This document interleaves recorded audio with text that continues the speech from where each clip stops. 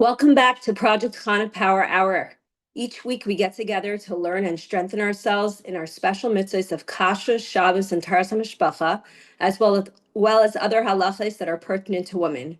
Our goal is to prepare ourselves and our homes to welcome Mashiach. Tonight's class is dedicated Le'ilui Nishmas Harav Yitzchak ben Harav Eliezer Tzvi Olav Shalom. If you would like to dedicate a class in honor or zechus of someone, please reach out via our email at projectchanapowerhour@gmail.com. Please join us afterwards for tzedakah, tehillim, and a Mashiach thought. For our first class on Hilchos Shabbos with Rabbi Braun, we are excited to continue with part 6 of our topic of Muktzah. Rabbi Braun is the Mareh D'Asra of Crown Heights, and we are truly grateful to have him back in our program tonight.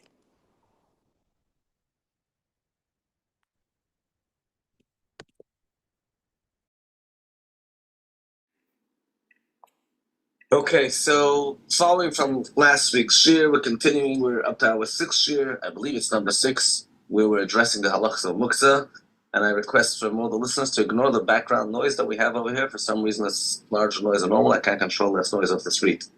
So, in terms of the halachas of Muktzah, we have as follows. We have something called a category called Muktzah Machmas Gufay, which is a Muktzah because the item itself is inherently Muktzah. Something which has zero usage on Shabbos is considered full-fledged muktzah.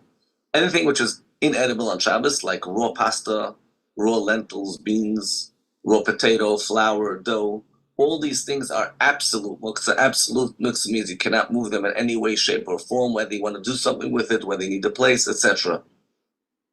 You can't move it even if you want to get to a permissible item. And this is very, very important when it comes to our freezers, fridges, pantries. Before Shabbos, it's important to rearrange them in such a way that all the Shabbos food should be able to take, because you can't move the raw pasta in order to get to the cereal for the kids to eat Shabbos morning. And as has been often said, I think we said in the context of this shir as well, that people make a mistake. There's much more muktzah in your fridge, freezer, and pantry than there is in your garage and tool room, etc., because these raw items, which are inedible on Shabbos, are full-fledged muktzah machmas gufay. A frozen food, which is in the freezer on Shabbos, if it's already been pre-cooked, is not a problem on Muktzah. Technically, it could be eaten on Shabbos. It will dissolve. It's very, very different. But if it's a raw item, as mentioned, which is inedible, it's Muktzah. A broken dish, a broken keli, a broken utensil, if you're planning to fix it after Shabbos, so generally speaking, it's not Muktzah and you're allowed to move it. So if a person has a button, it's very common, people have a button that falls off their kapato, their shirt, their skirt on Shabbos. If your intention is to put back the button on, it's not muktzah. This button is still considered usable and will be used. But here's the catch. It's only if you're planning to put back this particular button. If it's a very simple, common button, and you're not particularly dafka to put back this button, you'll always eventually put on a different button, then this button has zero usage. It's not planning to go back onto the garment, has no functionality right now, and if you're talking now, let him move that button on Shabbos. A brand new button, which was not put yet onto a garment, is muktzah machmas gufay, because currently has zero suitability. It's 100% muktzah. It's a very interesting modern day debate, which I don't want to go into at length, and all the sides back and forth, about our modern day disposable dishes. So in halacha, we have a concept of having a dish being broken or a dish being thrown into the garbage, and a difference if you threw into the rubbish before Shabbos or after Shabbos. The question is about our modern day disposable dishes, which are used usually only once, and afterwards you don't use it anymore. So after usage, it seems like the common consensus is that it's not muktzah, because technically people use it again. Sometimes a person wants to take another cup of coffee, he takes a hot cup, and takes another cup of coffee, he takes another serving in his plate, even in a paper plate, certainly in a plastic plate. The question is, what if you threw it into the garbage? Some, on the extreme lenient view, is even if you threw it in the garbage before Shabbos, after usage, it's not muktzah. It's like throwing a full-fledged, 100% suitable dish. It's a dish. And we have those that say that even if you threw it to the garbage on Shabbos, it becomes muktzah the minute you threw it to the garbage. So certainly once it's in the garbage, you should not be moving disposable dishes, it became muktzah in your mind. It's over. It's no longer a dish. Talking about garbage cans. Garbage cans are not really muktzah in the regular sense of the word for two reasons. Number one, there's many items in the garbage can, in the garbage bag, that are edible, that are suitable, that are edible for dogs, in a place where dogs are common, etc. Besides for the fact that there's a rule called graf shel rei, which we mentioned earlier in one of the previous classes, that if there's something disgusting, repulsive in a place where you're actually living right now, it's not in your yard, it's in the room where you're sitting and living, and you want to move it because it's much disgusting. So although you're not allowed to set up such a system, but once the system is there in place, there is already a graf shel rei, you're allowed to go move it on Shabbos. The same applies to switching the garbage. If the garbage bag is full, you want to put in a new garbage bag, that's also fine.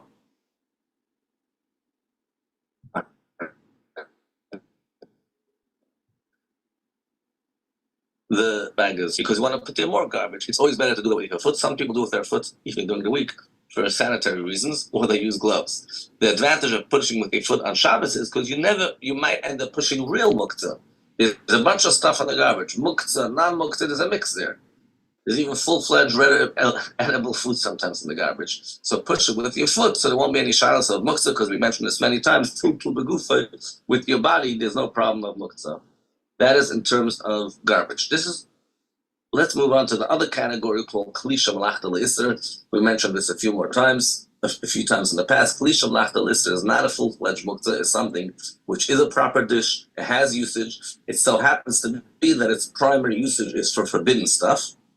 And you're very particular not to use it for other usages, for permissible usages. A klisha malachta le'isr is not a regular muktzah in the sense that you're allowed to move it l'tzoyder gufa. If you want to do something permissible with it on Shabbos, so you need a place, you're allowed to move the klisha malachta le'isr. One common example brought in place for klisha malachta le'isr is a pot. A pot which is made for cooking. It's made for something forbidden. We don't use pots for other things. Well, sometimes our kids do play with our pots. But its primary usage is for Isser. So long that the food is inside the pot, then at that moment it's a klisha malachta leheter. It has food in it. It's made to use for the foods. Food is something permissible. And you're allowed to move it, even l'tzoyrech atzmai, because you see the pot is about to fall off. And you want to protect the pot or its contents, which is a severe form of moving. You're allowed to move that also. Once you took out the food from the pot, now the pot's primary usage is only Isser, and therefore you're only allowed to move it if you want to do something permissible with it on Shabbos, or you need a place, but if you want to protect the pot, you can't move it. The same thing applies to the lid of the pot. The cover of the pot has the same halachas as the pot itself. Of course, if the pot is in a place where it's disgusting, disturbing, etc., it might take on the properties of graf shel rei, something repulsive, and in the middle of the way where you're living on Shabbos, then you're allowed to move it. A comb, if it's a comb that you're not allowed to use on Shabbos, that's a klisha malachta le'isr. So you can't move the comb only if you want to do something permissible with it on Shabbos. I'm not sure what you're going to do with your non-Shabbos digger comb on Shabbos, or because you need a place. If it's a comb made out of soft hair, a very soft comb which is permissible to use on Shabbos, then of course you're allowed to use it on Shabbos, and it's not muktzah. A phone book is a klisha malachta le'isr. The primary usage of a phone book is to look up phone numbers, and phone numbers are things that we're not allowed to be involved with on Shabbos. But again, you could use the phone book for a permissible purpose, to find an address, even though that's not what it's made for. You could use the phone book to stack it up and play a game with it. Like any klisha malachta le'isr, with tzedek gufi, if you're going to do something permissible, or because you need a place.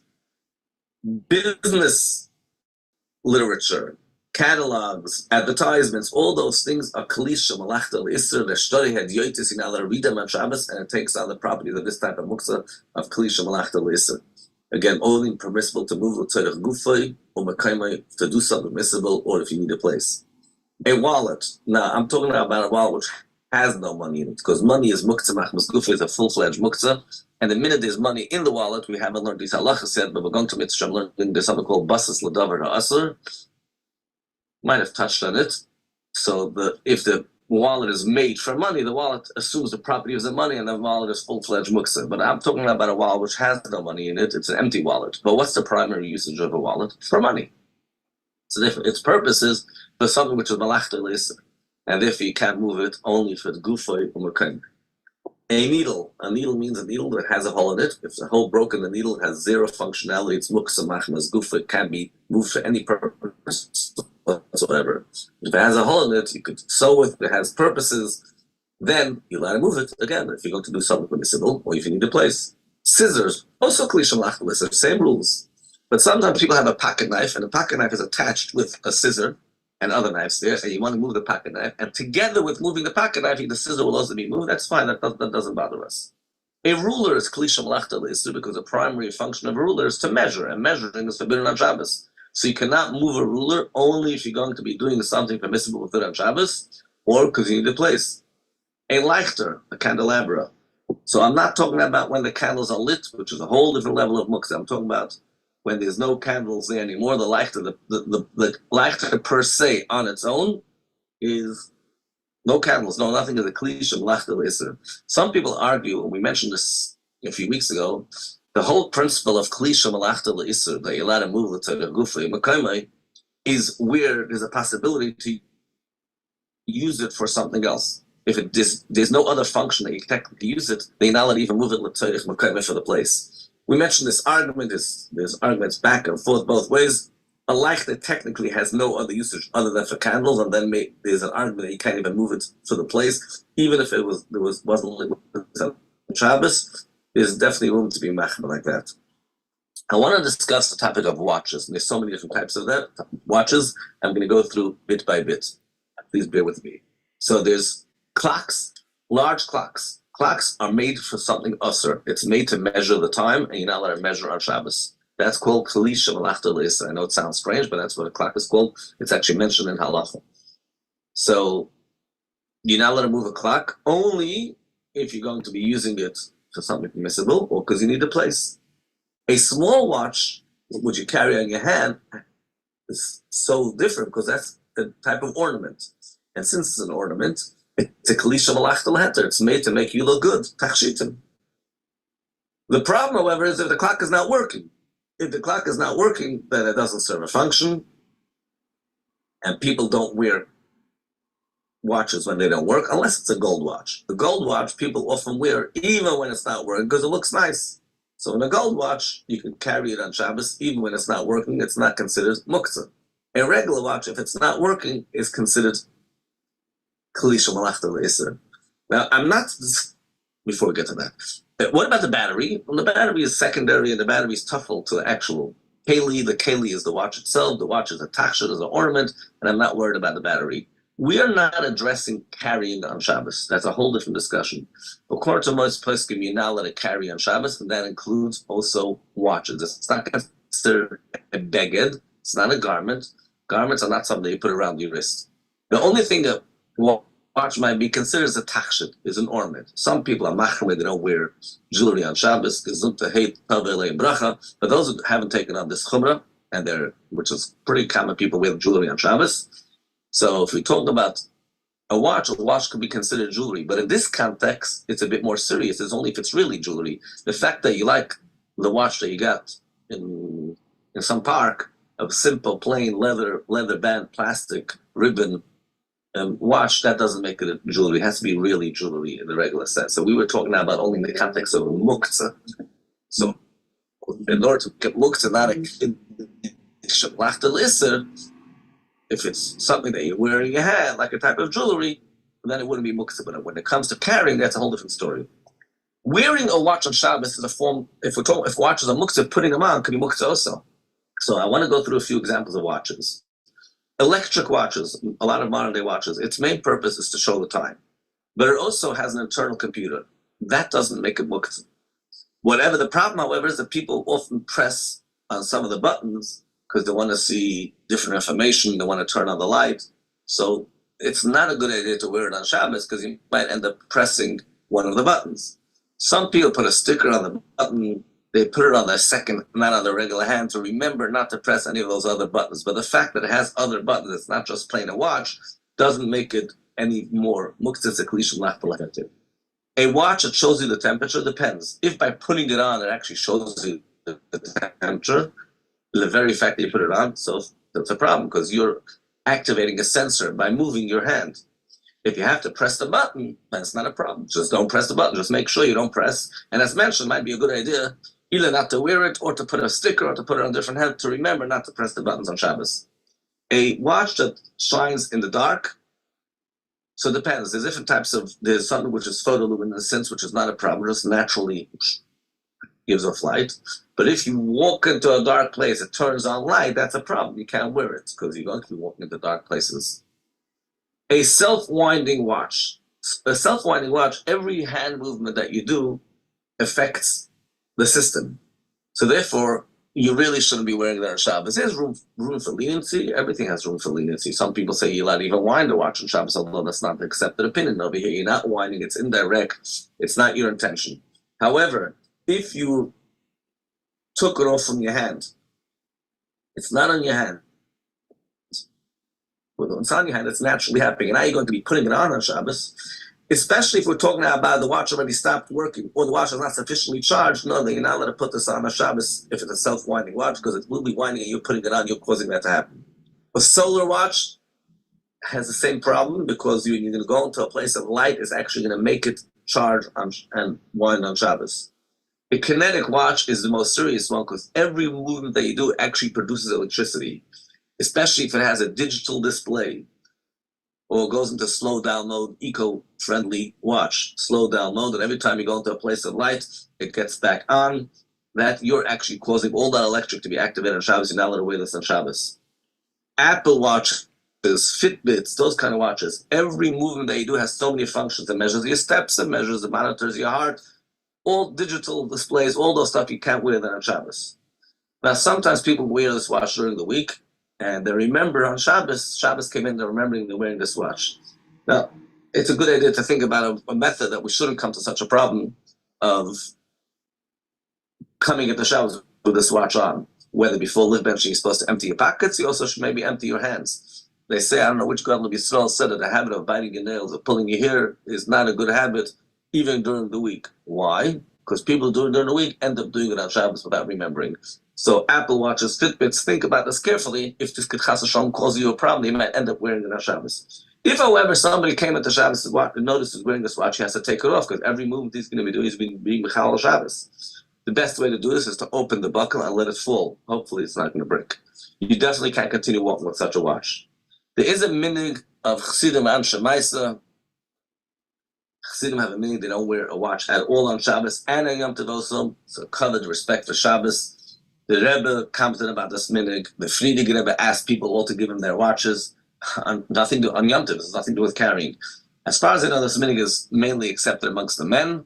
And a lot of Chassidish men don't wear watches on Shabbos. It's not considered proper respect for Shabbos to have a watch that people look for the time. So the Rebbe had a watch next to him, but wearing a watch is a totally different story. A few more quick things. A Sefer Torah is not Muktzah. Sefer Torah is Kisvei HaKodesh, the holy manuscript. The same with the mantle or the cover of the Sefer Torah. The same thing with the thing that you put on the bima to put the Sefer Torah on top of. These are all holy stuff. Kisvei HaKodesh are better than any other thing, even than non-Muktzah items, because they're allowed to be moved even Shaloi L'Tzorech Klal, without any purpose whatsoever. Megillas Esther is not Muktzah, it's like any Kisvei HaKodesh. This year, Shushan Purim came out on Shabbos, and even though it's really Purim and Purim, you're not allowed to read the Megillah, it doesn't make it Muktzah. Some people are machmer for those that live in cities that they read the Megillah on Shushan Purim, that this year when Shushan Purim was on Shabbos, they shouldn't be moving their Megillah. Purim, when it falls on a Matzah Shabbos, some people are machmer, you shouldn't move the Megillah, not because of Muktzah, because you're preparing for after Shabbos. Or because after Shabbos is going to be Purim, and the last hour or two of Shabbos, it might be room to argue it already has a halacha of Purim, and people might end up reading the Megillah, so time of reading, therefore became Muktzah. Otherwise, there's really no problem with it. There's no problem moving a ksuba on Shabbos. You can learn from a ksuba all the halachas of a ksuba, a get also. You can learn the halachas of a get. There's no problem moving it on Shabbos. A mezuzah, that a person had a mezuzah, it was fixed before Shabbos on the door, and it fell on Shabbos. So it was an interesting shot. What are you allowed to move it now? It wasn't supposed to be on the floor, chas v'sholom. If the mezuzah is in a place of bizayin, the mezuzah shouldn't be there. You're allowed to move it in order to put it in a place that shouldn't come to any type of disgrace in a negative way. As is the halacha with tefillin. So let me talk about tefillin very, very briefly. Tefillin is not like regular Kisvei HaKodesh. It's not like a regular sefer. It's not like a regular keli shemalachta leheter. The reason why tefillin, you're not allowed to wear tefillin in the street on Shabbos. The halacha is, it's considered carrying. The halacha is anything that you're not allowed to go out with. You're not allowed to carry even in your house because you might end up going out with it.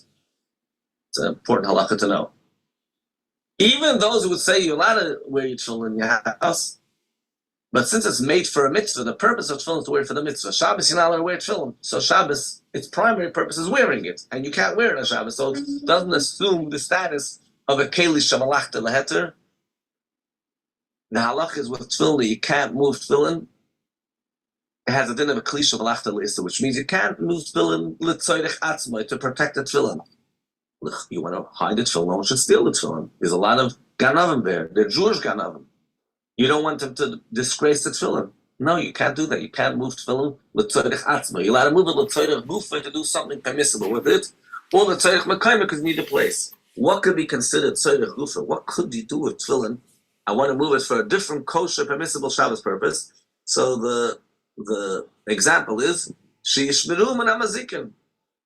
You want to take the tefillin and have it with you. It should protect you from demons, from all types of harm. So you're moving it for a kosher purpose. You want to move it l'tzoyrech mekayim because you need a place. That's also fine. It is considered a keli.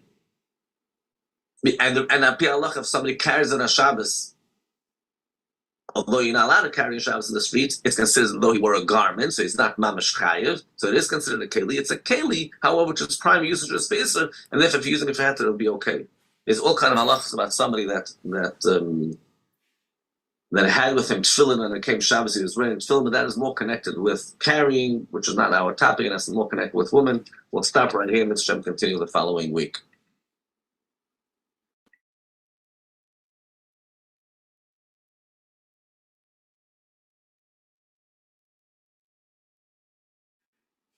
Sorry, we don't hear you.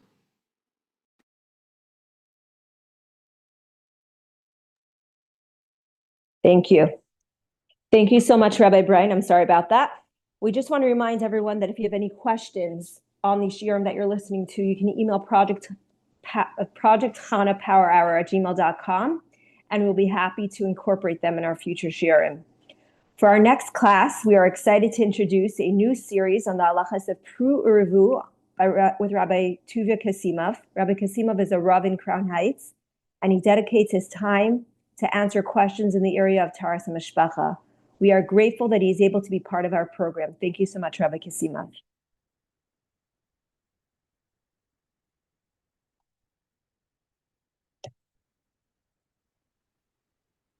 Thank you for the introduction, and it's a pleasure to be able to give the shir in Yetz Hashem. So the focus, the topic of today's shir is in Yetz Hashem. We're going to be discussing Peru Urevu.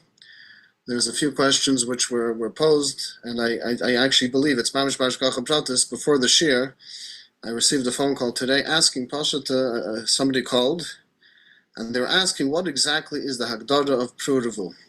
You know, Baruch Hashem, they have X amount of children. Life is good, you know. Am I mechuyev? Am I obligated to continue trying to have children? Am I not mechuyev to continue to try to have children? What exactly is Agdara? They come from a huge family, Baruch Hashem, larger than average. You know, they see the difficulties. They're happy with what they have. Is there a chiyuv for them to continue having more children or not? So in Yetz Hashem, that's actually mamish b'hashgacha pratis. Hopefully, the topic we're going to be trying to discuss today. Yetz Hashem, just to cover the basics, what exactly are the chiyuvim? What are the obligations of Peru Urevu? What is a deraisa? What is a drabanan? What potentially can in what potential cases would one be potter from Peru Urevu or from Erev al Tanach Yadecha? So Yetz Hashem, there's a lot to cover, and we're going to try our best to be able to make it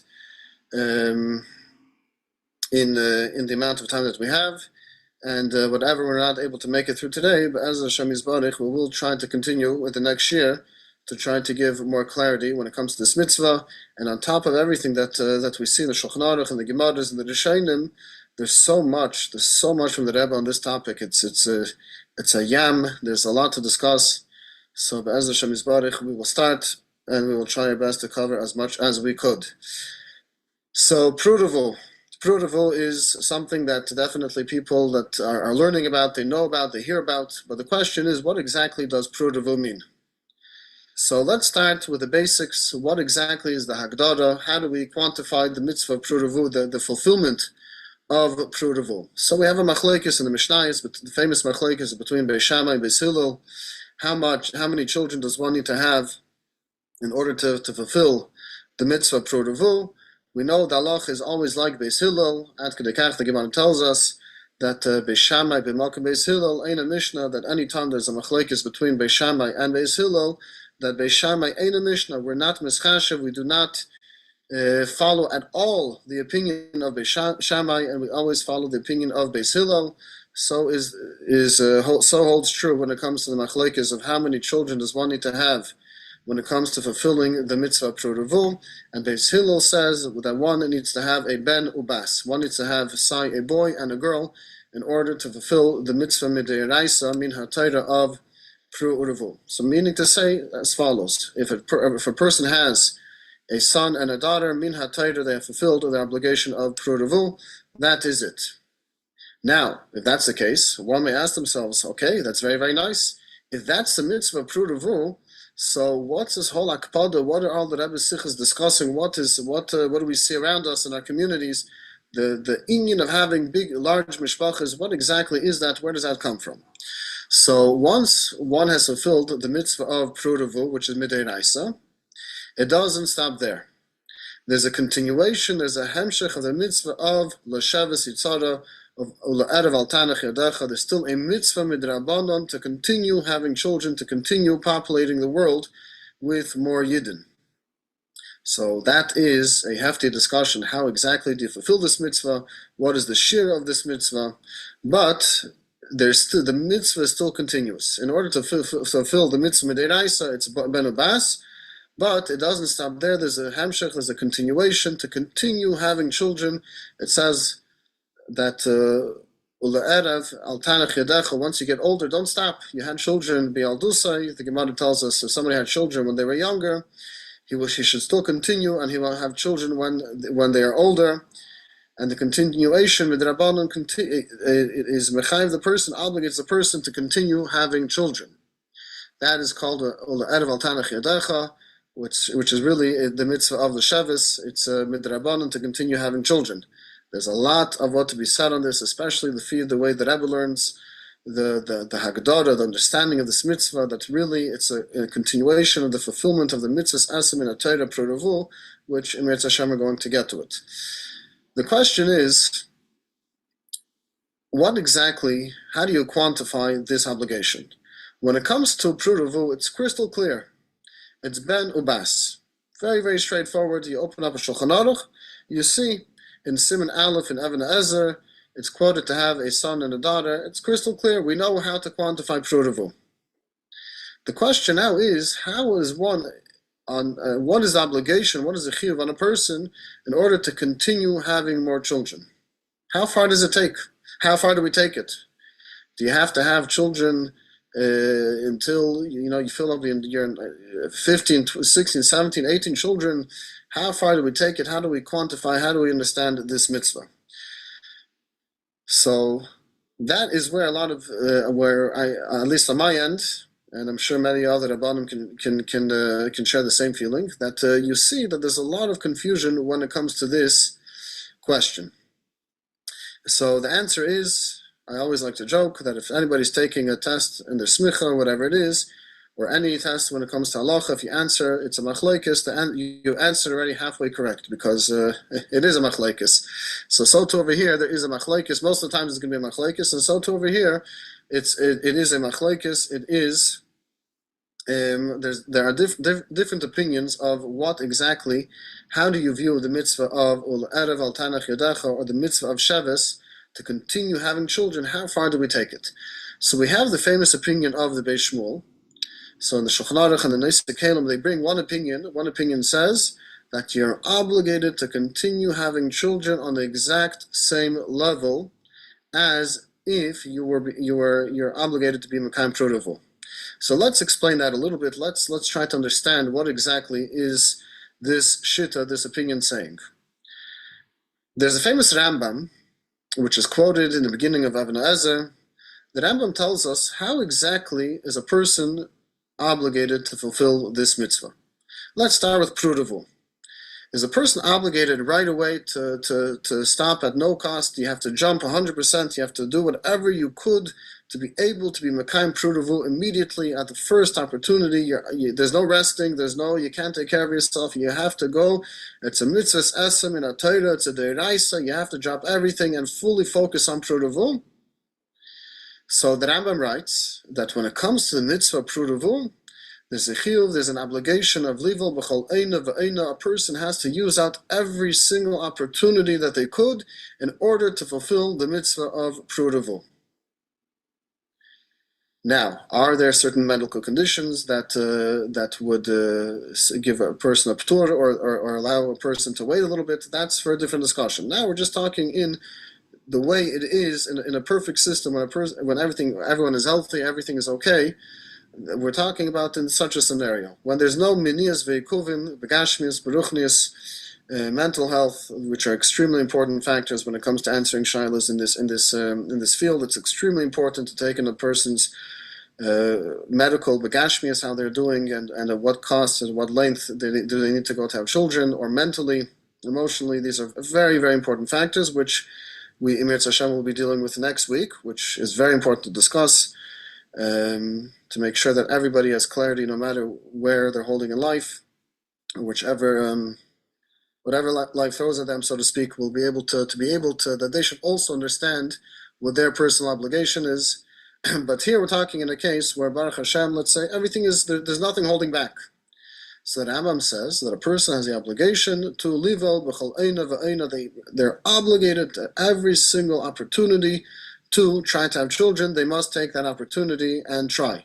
Meaning to say that Rambam seems to say there's a chiyuv of ishtadlus. You're obligated to do your ishtadlus at every single moment that you could until you have fulfilled the amount of children that you need to have. So again, Prudavu is ben ubas, it's a son and a daughter. So there's two factors. Lahavdil, a person he wants to win the lottery. So what does he do? He has to keep playing until he wins the lottery once, right? He's going to keep buying tickets, meaning to say his duty, so to speak, is to keep buying tickets. How does he know that he has fulfilled his duty once he wins one time? Lahavdil, obviously. So lahavdil is the same thing when it comes to Prudavu, that there's a chiyuv of ishtadlus, there's the obligation on the person to put in their efforts, whatever they could, to be able to fulfill the mitzvah. And the teitzah, the results, is obviously from Hashem. But as soon as you have your results, then you're not necessarily mechuyev to continue with the same level of hishtadlus. That's if you go with another approach. However, we find a fascinating shitta, the first shitta which we just mentioned, that says even when it comes to the mitzvah of ula'erev al tanach yadecha, when it comes to the mitzvah midrabanan, the continuation midrabanan of having children, we do find that there's a shitta that says the mitzvah of ishtadlus, the mitzvah of trying to conceive, it stays exactly the same way. It doesn't change. That the person has the exact same obligation of ishtadlus, they need to try on their part to do whatever they could to become pregnant at every single given opportunity, as if they were being mekayim right now the mitzvah of Prudavu. So the first approach is, again, the first shitta in the poskim is that the chiyuv, the obligation, first of all, Prudavu, is you have to be mekayim it right away. You can't hold back. There's no such thing as pushing it off. The obligation of Prudavu starts immediately, which, by the way, I do want to mention something very important, and it's very, very, very relevant to today's day and age, where we have different hashbois coming from different areas. So I think we do need to mention this. The lashon of the Shulchan Aruch is chayav kol adam lisa isha k'dei lifres ulirves. There's an obligation on every single man to get married. Why? In order to be able to have children. Does that mean that it negates anything else, that you're building a family, you're finding your wife? It definitely does not negate all of those tremendously important factors of getting married and building a family and being happy. But it's very fascinating. The kavanah of a person when he's getting married is It's l'shem the mitzvah prudavu. There's a whole question, why don't you make a bracha for this? That's a whole different discussion in the poskim. But the real kavanah, the real purpose is pashut, to have children. This is the mitzvah of Hashem that Hashem gave us, and that is the true kavanah, so to speak, when it comes to marriage. The kavanah mitzvah is b'chtei lifreis ulirveis, to pashut, to have children. So back to where we started, that when it comes to the Hagdara of the mitzvah, the explanation, quantifying the mitzvah, so Midiraisa, Lashitas Rambam, according to the opinion of the Rambam, that there's an obligation that a person has to have children before they're Makayim Prudavu. At every single opportunity, they need to go and try until they have had a daughter and a son and a daughter. When it comes to fulfilling the mitzvah midrabanan of prudavu, of erev al tanach yadecha, or l'shavas yitzara, it's the same mitzvah, the rabbinic mitzvah, the mitzvah midrabanan, to continue having children, so that, according to one approach, one opinion in the poskim, is exactly the same way as if one is being mekayim prudavu, that one has to go and be mishtadel and do their hishtadlos to be able to have children at every single opportunity. That's one approach. However, we do find a different approach in the Paskim. The Piskei Tshuva quotes other Paskim that do not necessarily agree with this approach. And they say that the chiv of ishtadlus, the chiv of trying, is not the same as prudavu. You're mechuyev to keep trying from time to time. You have to, meaning to say, you have to be actively trying, but it's not the same as if you're going to be mekayim the mitzvah prudavu. So prudavu, you have to take care of that mitzvah as soon as possible. Any opportunity that you have to take that opportunity in order to be mekayim the mitzvah prudavu. The second approach is telling us, when it comes to erev al tanach yadecha, the obligation on the person is not the same way as one who has prudavu. One has the obligation to try from time to time. That's the lashon in the quoted, that from time to time they have a chiv ishtadlus to continue to try to be mekayim the mitzvah. Meaning to say, are you allowed to wait a little bit? There is room to say that one is able to wait a little bit, according to this second opinion.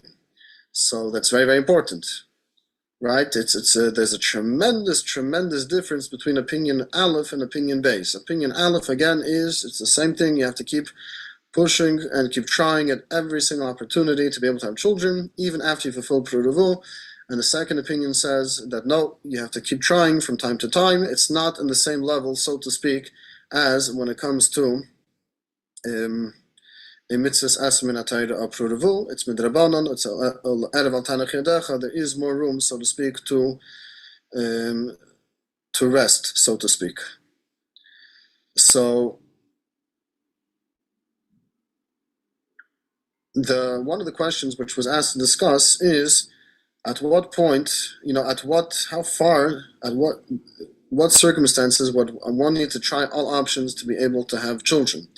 Meaning to say, now that we know and we understand this obligation, how far does a person have to push themselves in order to be able to fulfill this obligation? Now, this is a really loaded question. We'll start as much as we could today, but we'll probably have to continue next week, Mirz Hashem. Because there's really a lot to talk about. There's really a lot to talk about, and there's so many factors, so many variables that we need to take into consideration.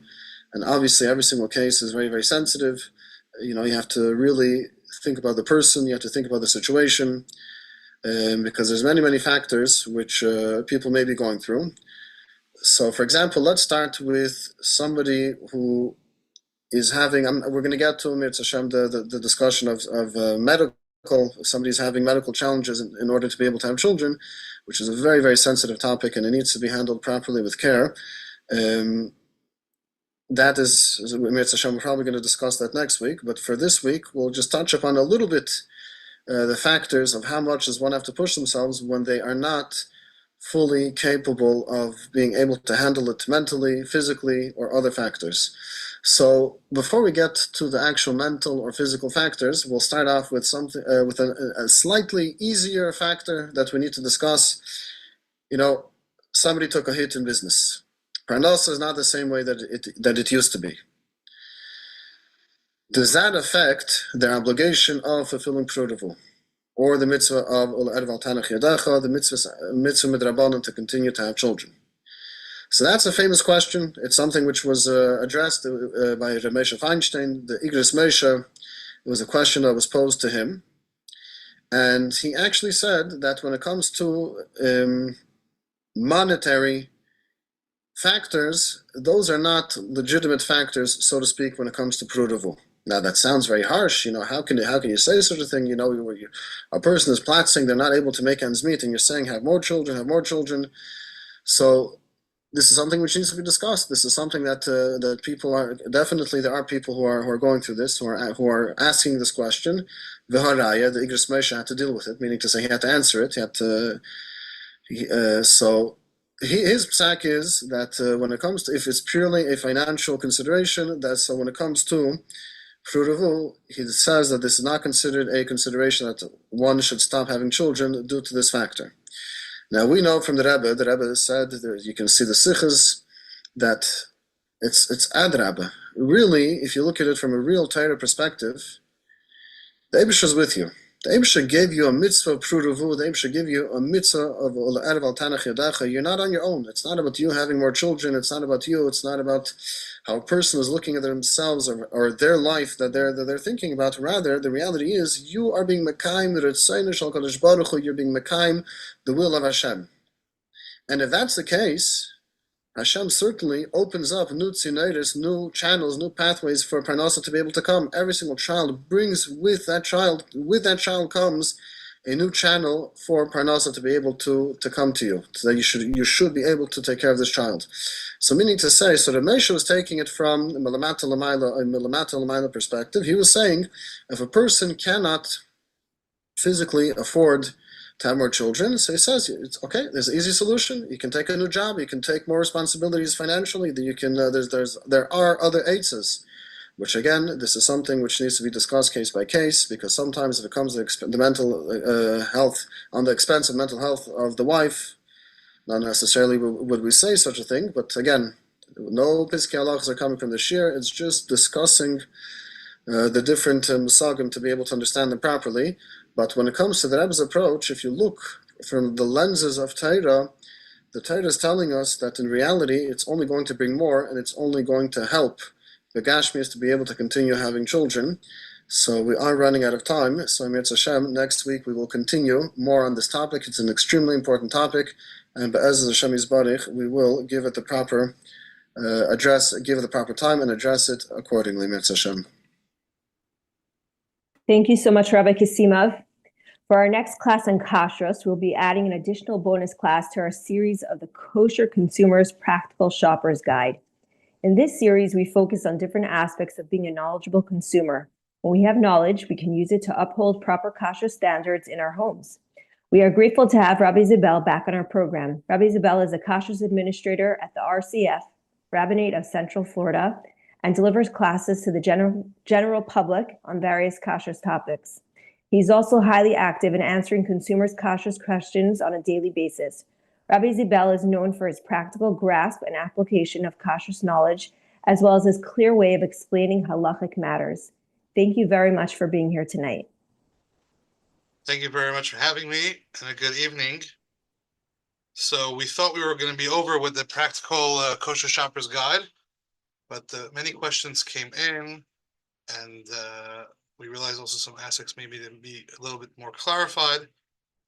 So we decided to do an 11th, part 11, a bonus part, and we're going to be continuing in practical aspects to be educated upon, to be a more educated shopper, and as practical as possible. We try to make it as practical as possible.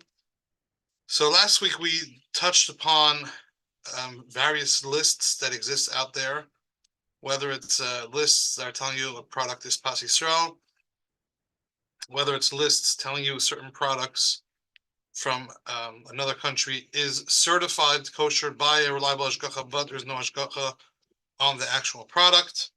And we discussed the ramifications of that. However, I think one thing which wasn't made so clear is the importance of being so careful with the smallest detail on these lists. One word can make a big difference. The product name If it's organic or non-organic, it could be a whole different product. If it's one flavor to another flavor, it could be a whole different product. So, for example, or let's say a Pas Yisrael list. I'm going to give some practical examples. The Chavke has a Pas Yisrael list, and on there they have the brand, the Ezekiel brand, and they'll say it's Pas Yisrael. But if you look, it says there's one exception. And they write one exception of the breads that are not Pas Yisrael. So when reading these lists, should look at every detail. Or there's on the Trader Joe's list. Many times the packaging could look similar. So you can have bagels that with the OK are Pas Yisrael, but with the KVH are not Pas Yisrael, and they look identical because of the packaging. And sometimes those same bagels with the same packaging can also have no hashgacha at all. So really paying attention to the details and realizing that different locations could also have different products and may not always be the same, and realizing that the brand makes a big difference. And as well, the country where it's from. So if you may have a list from the London Beis Din saying that this and this product is under their hashgacha when it's made in London, however, you got the product made in a different country, that wouldn't cover it. So one needs to really read every single last detail and make sure everything adds up when you are using these lists. Even if you're using the lists in a reliable way, you really have to do your part to make sure that everything adds up, the country, that the hashgacha that's supposed to be on there is on there, and the exact item, the way it's described on the list, is exactly what you are getting. Something else, which at times consumers just assume is fine and they don't think twice. Someone just brought it to my attention. I think it will be something practical to bring up. At times you may see a product, whether it's a bottle of wine coming from Eretz Yisrael or something else, and it literally has 5 different hashgachas. And every one of these hashgachas look like pretty legitimate with lots of Hebrew lettering and says Mahadrin and Badatz, and you may think like, for sure, I mean, if you have 5 hashgachas like this product must be totally fine. There's no question about such a product. And really, at times, all 5 are just pretty much not adding to each other, and none of them are going to make this product a recommended product. And the example which I just saw a few days ago, somebody asked about was wine, and someone may ask, why would the company invest in 5 hashgachas if they can get 1 hashgacha that would be better? And at times it may even cost them more to pay 5 different hashgachas.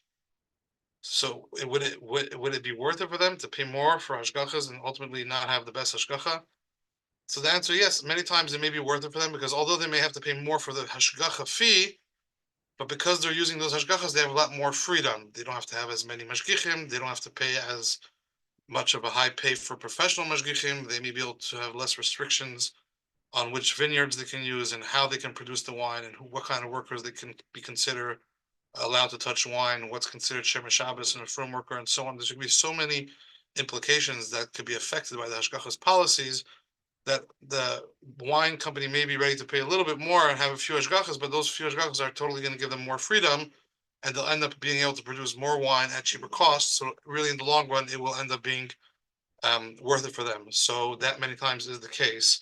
So seeing many hashgachas, even if it's 4 or 5 hashgachas, doesn't automatically mean that this product is up to the high standard, is acceptable, and it could just really be mean a whole bunch of same level hashgachas stamped on the same bottle. And also there could be an idea of something called rubber stamping. Rubber stamping is that there could be really only 1 hashgacha that's involved with that wine production, and all the other ones just make a phone call to that main hashgacha and ask a few questions and say, you know what, okay, we're ready, we're comfortable putting our name on there. And they just like a rubber stamp. They just stamp, and really you can have 4 of those just being rubber stamps, which pretty much doesn't mean they're really certifying it. They're not going down there and going over everything and being on top of every detail. They're relying on that main hashgacha, which that main hashgacha itself may not be the best hashgacha. So one also needs to be aware of this concept of rubber stamping, that you could sometimes have hashgacha which may seem somewhat respectable, but was it really involved with every detail, or is it just rubber stamping, relying on the other hashgacha and just telling them, okay, we also feel comfortable adding our name without really being intimately involved in every single detail that's happening at this production. So sometimes someone may ask, how difficult could it be? So we're not going to get into wine production. That's a whole class for itself. But something interesting, which someone just pointed out to me, is that in Eretz Yisrael, there is the idea of Arla, that for the first 3 years, fruits that grow on trees cannot be used.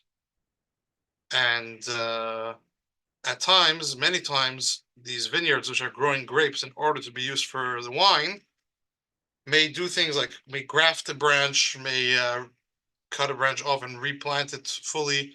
And many times, halachically, the count of 3 years begins fresh, anew. But it's not noticeable. This tree may look like an older tree because it's already bearing fruits right away.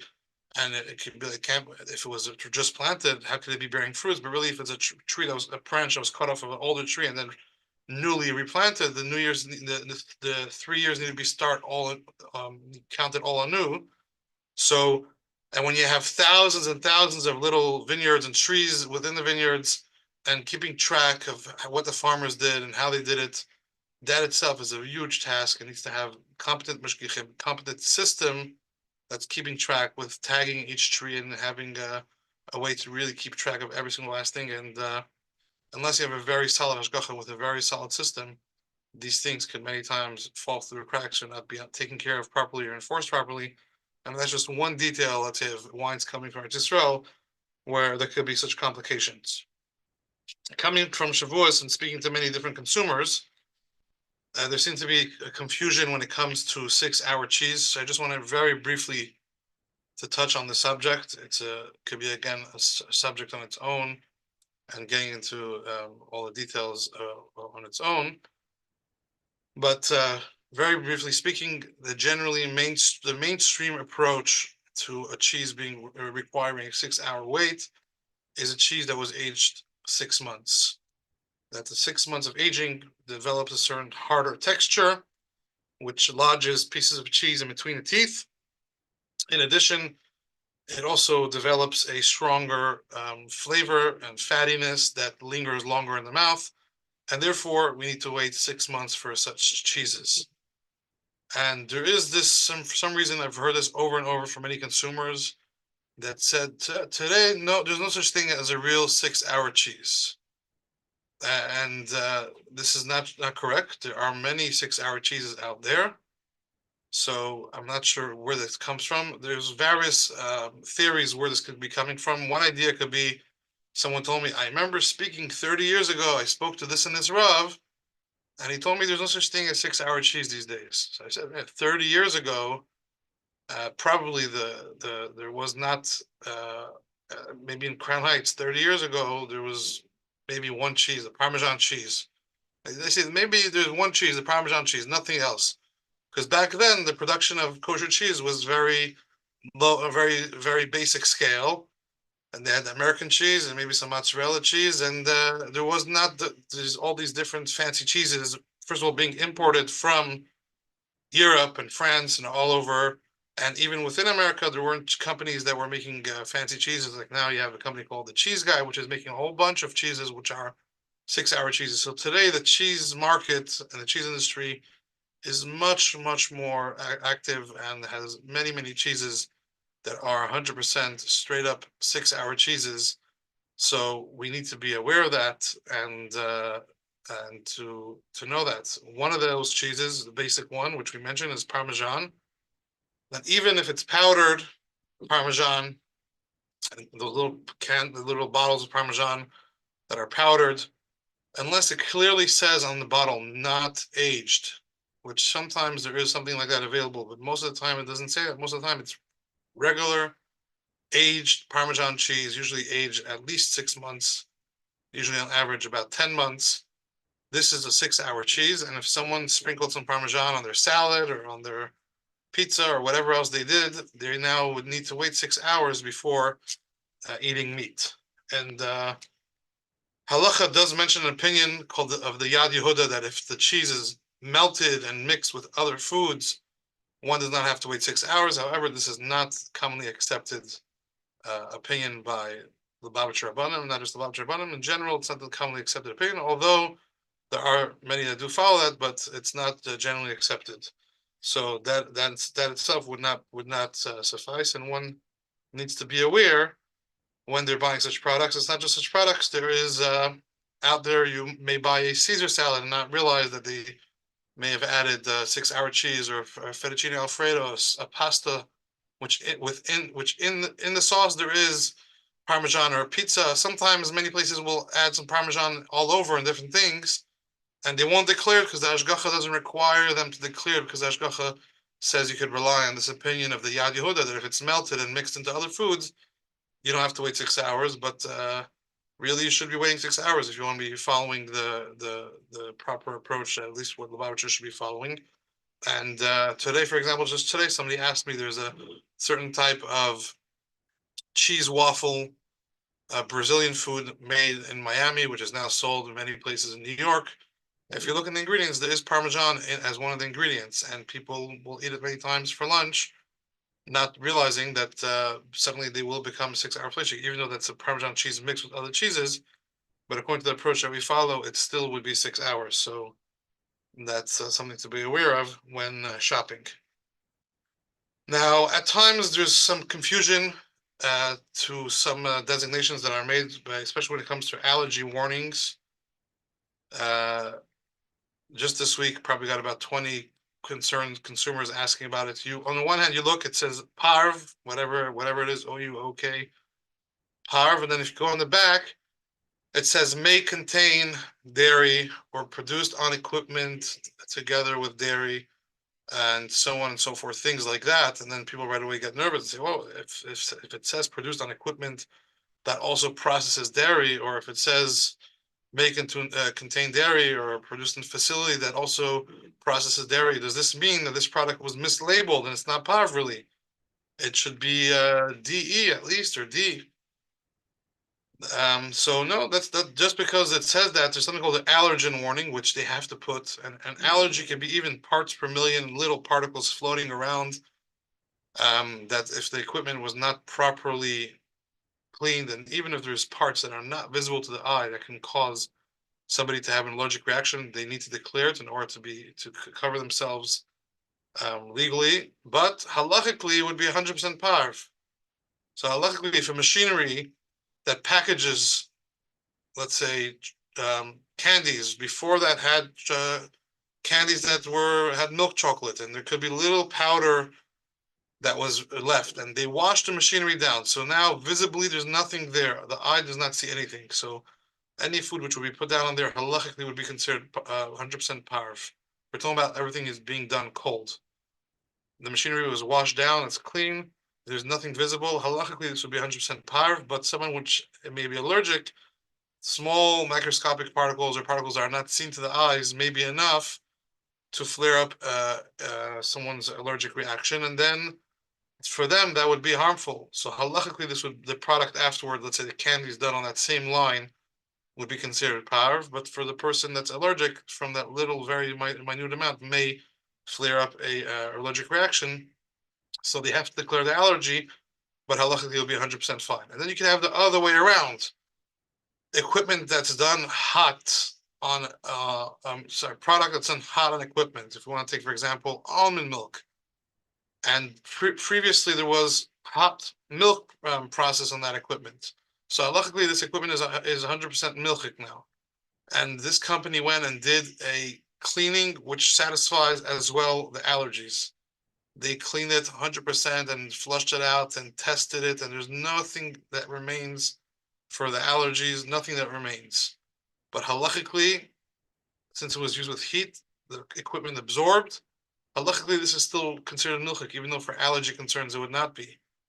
So you could have a product that's labeled non-dairy, and there's no allergy warning about anything dairy in it, but halachically it's considered dairy equipment, and therefore the hashgacha is going to label it OUD or OUDE, and a person may think, oh, what do you mean? It says non-dairy and there's no allergy warning for dairy. It must be a mistake. It's really parv. But no, since the equipment absorbed with heat, even though on an allergic level they may have cleaned it out, but since it wasn't kosher, it will retain that dairy status. And obviously, if it was not chalav Yisrael, it would be not acceptable for someone that keeps Chalav Yisrael to be consuming that product, and that's why the Hashgacha will be labeling it DE to let you know that, and to let you know that you can't eat it together with meat, and so on and so forth.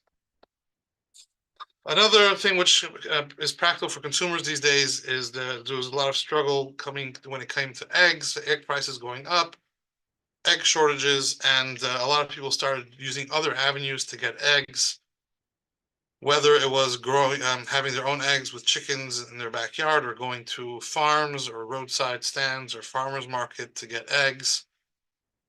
And there is a bit of a challenge in that at times these eggs could be coming from chickens that there is no Masera. So it could sound strange, chicken's a chicken. But in truth, halachically, only chickens that we recognized and our grandparents recognized and were always being used for all generations, that similar to that, we are recognized, we have a Masera, a tradition on, those are kosher. But if you don't have a tradition and this chicken has unique characteristics that make it look different than regular chickens, they actually would be considered not accepted to use and not kosher because there's no Masera, and their eggs as well would be an issue. So that's something to look out for, especially when the chicken is making eggs that look very different in color than a regular egg. A regular traditional egg sold in the store, usually there's special chickens that just lay those regular white eggs, and it's generally we have a tradition for those, and there's nothing to be concerned with. But the moment the egg starts being a bit different and different colors and different spots and all that, we have to look into the chicken and the species and find out if that species actually we do have a Messiah for that or not. There was even a case that Rabbi Loiki from the OU, which is the bird expert at the OU, mentioned that there was a group of people that reached out to him from Lakewood. They were buying eggs in a Lakewood supermarket where all the frum people go shopping. And ultimately they found out that these eggs were actually coming not even from a chicken, from a bird that could lay eggs similar to a chicken. I forgot the name of the bird right now offhand, but it was mamish not even a kosher bird, and it was just being passed as special artisanal eggs. So one just needs to be careful when buying eggs to make sure they're buying from a species that are acceptable and there's no concern. Also, we mentioned lists last week. There are some lists which are sometimes very helpful, but at the same time, we need to realize that it may be better to get something with hashgacha if that's available. So, for example, if someone has the access to the CRC from Chicago, they have an app, and they'll have on there many products which don't need hashgacha. They'll say no certification required. And most of those products are simple products. If it's salt or sugar or certain things which may not need hashgacha, but sometimes there are some products which are a little bit more sensitive and would actually be better with hashgacha. And this that they're saying that the hashgacha is because it could be safely assumed that this product is fine, although there is possibility for things to be of issue over there. So one needs to always approach these lists and realize that sometimes it could be some exceptions, and therefore it's always better to, unless something is clearly not an issue, it would be better to just rely, actually get a reliable hashgacha and not rely on these lists that are listing things as being fine. One example for that is something that many times people will see used in different places, the vintage seltzer. The vintage seltzer is listed on these lists as acceptable, although it doesn't have a reliable hashgacha.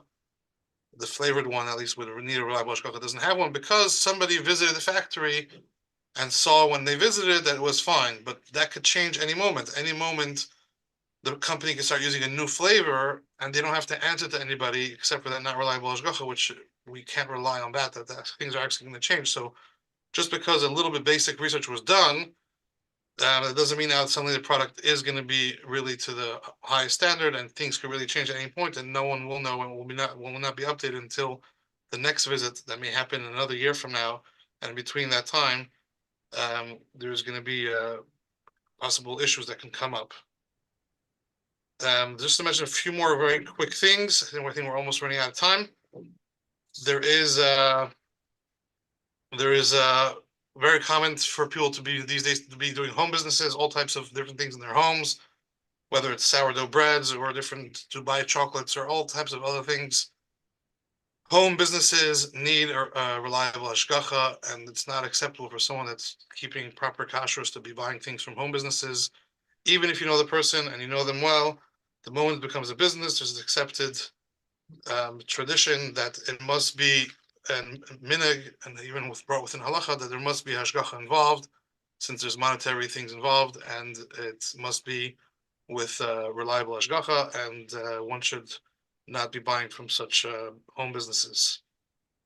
We'll stop here because we ran out of time, and wishing everybody lots of aslacha and keeping kashrus and being educated and making educated choices. Amen. Thank you so much. That was very formative class. Before we do our conclusion of Tehillim and Mashiach Thought, we want to reach out to all of our listeners. If you enjoy these practical and important weekly classes, please consider partnering with us to keep them going. We rely on and appreciate all contributions in any amount. You can log on to mikvah.org/donate and select Project Chana Power Hour to donate towards our program. Thank you so much. Okay, so now we're going to put some coins in the pushka for tzedakah and say the Rebbe's kapitel together and kapitel chaf. So gedelet tzedakah shemikareves es hageula and the Rebbe's kapitel. Shir hamalis David. Lulei Adonai shayalanu yaimerna Yisrael. Lulei Adonai shayalanu bekom aleinu adam. Azai chayim beluunu becharais apam banu. Azai hamayim shetifunu nachlo avral nafshenu. Azai avral nafshenu hamayim azedainim. Baruch Adonai shaloi nesananu tarif lishneihem. Nafshenu kitzipor nimlata mipach yekshim hapach nishbar va'anachnu nimlatnu. Ezreinu b'shem Adonai oisei shamayim va'aretz. Now we're going to say kapitel chaf. You can have in mind anyone who needs a refuah shlema, geula, Yeshua, refuah, refuah shlema min hashamayim l'chol cholei Yisrael. Just gonna say also a name, Avram Shlema ben Rivka, refuah shlema, Shavachai Mashkabas Neto, and everyone else who needs. May the shvuyim come home safely, immediately, and may there be peace in Eretz Yisrael. Lamnatseach mizmer leDavid yancha Adonai b'yom Sarah yisagefcha Hashem elehei Yaakov yishlach ezrecha mikaydesh u'mitzion yisadeka yiskar kol min chaysecha ve'elascha yidash nesela yitan lechacha v'vecha v'chol atzascha yimali nirana nabi shuasecha v'Hashem Eloheinu nidgol yimali Adonai kol mashal asecha ata yadaiti ki Yeshi Adonai Mashiach yanei mishmei kadshay b'gvureis yeshei minai ela v'recha ve'ela v'susim v'anachnu b'shem Adonai Eloheinu nazkir hema karu v'nafalu La'anachnu kamnu min hasaydad Adonai Hashia HaMelech Yanenu V'yem Karenu. Now we're going to go do our Mashiach thought. Just waiting for it to come up on the screen. Okay, so the Torah was given in a desert in order to allude to the higher dimensions of Torah, which is completely beyond human grasp. In this way, we receive the dimension of Torah, which is completely united with Hashem. This will be accomplished completely in the days of Mashiach, when Hashem said, Torah chadasha mi'iti teitzeh. Sorry, Torah chadasha it says, I think it's mi'iti teitzeh. A new Torah will come out from me. The word iti, from me, refers to the Torah as it is completely united with Hashem. This level will nevertheless come out to the level of each individual. Even though it's such a high level, it will come to each individual. Thank you so much for joining.